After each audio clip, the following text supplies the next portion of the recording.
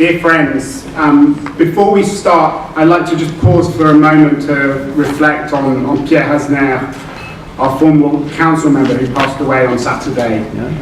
As a Romanian Jew, his life was very much shaped by the European tragedies of the 20th century, but his brilliant mind allowed him to describe the contours of the 21st century with great prescience, not least in his 2015 book on the Revenge of the Passions, which I think described a lot of the things that we've had to live through over the last couple of years after he wrote it.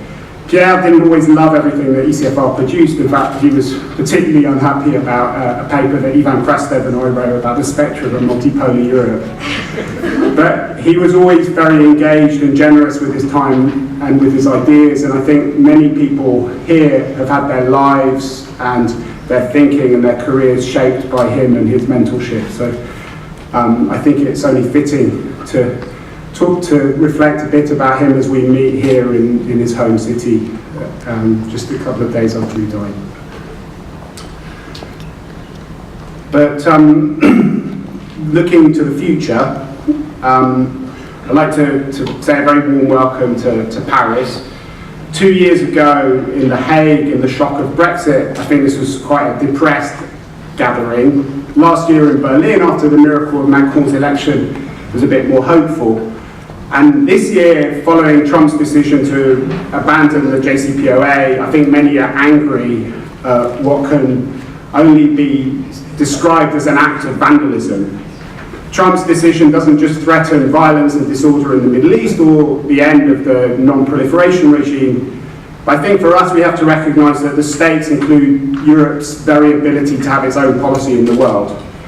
The key question it raises, in a word that's sadly coming back into vogue in European countries, is one of sovereignty. And Carl Bildt wrote a very, I think, powerful piece in the Washington Post about that a few days ago. And I think from our perspective, if European governments can't decide to back an international agreement which they initiated, which they negotiated, which they're part of, and they find themselves simply subject to big political swings in Washington and in other capitals, then the whole idea behind ECFR becomes somewhat academic. Faced with Trump's election, plan A for most European policymakers was denial. Trump is not America, they'd say. He's constrained by the adults in the room. But as the adults have been fired or been sidelined, European governments developed a plan B, which I think can best be described as appeasement, taking seriously the critique that he made of the JCPOA, going to great lengths to find ways of fixing the deal. I think this was done with honourable intentions, but it didn't work, and now is the time, I think, to develop a plan C, which has to be a fight back designed to restore European sovereignty and to protect what's left of the liberal order. John Bolton, Mike Pompeo, and many commentators think that Europeans are just going to complain a lot, make a lot of noise, but eventually roll over. I think many people think this might be another Jacques Pousse moment where the hour of Europe is declared, but nothing actually materialises.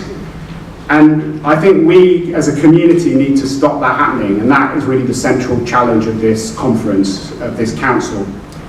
We've got sessions today on how Europe relates to the great powers, how Europe can develop strategic autonomy, how we engage with key regions like the Balkans and the Middle East, and how we deal with the challenge to the international liberal order, both in general and in specific areas like trade and migration. And I think underlying a lot of these things are some bigger questions about how the very nature of power itself is changing. Before we go into the formal proceedings, I should maybe say a few words about how ECFR as an organisation is responding to this new environment, but also to an increasingly complicated European politics.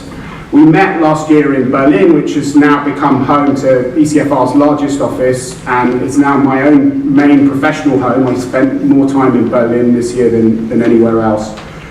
At the beginning of the year, we moved into new offices onto Den Linden, and we were very moved when President Steinmeier decided to open our new office in February.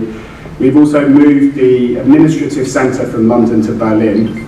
But more important than just changing the real estate is a deeper recognition that national politics is having an enormous impact in every single place where we're operating, and constraining the very idea of having a Europe that can work together on the world stage.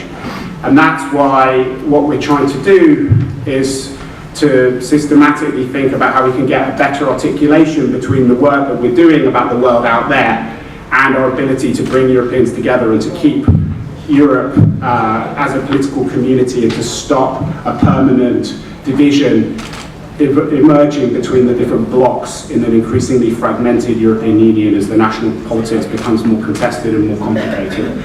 So we've also been strengthening our offices in Rome, Madrid and Warsaw, and we are reorganising the team in London to become more of a national office that's capable of playing that sort of role. And that brings us back to Paris, where we're meeting this year, which we're also going to be strengthening. Very happy that Susie Dennison, who runs our European Power Programme, and Nicu Popescu, who's about to start as the new head of the World Europe Programme, are going to be based here. And the very fact that we're meeting here is a recognition of Macron's ambition for Europe. And that provides a link, I think, to the first panel, Europe and the Great Powers. Macron is one of the few leaders who is pro-European, but he's also one of the few who seems to think like a great power. But he doesn't always bring these two things together, as we're seeing in the conference on Libya at the moment. So I think one of the challenges which we face at the moment, and which I hope this council meeting can help, is to bring these two instincts together. So I'd now like to invite some of my colleagues to join me on the stage for the first panel.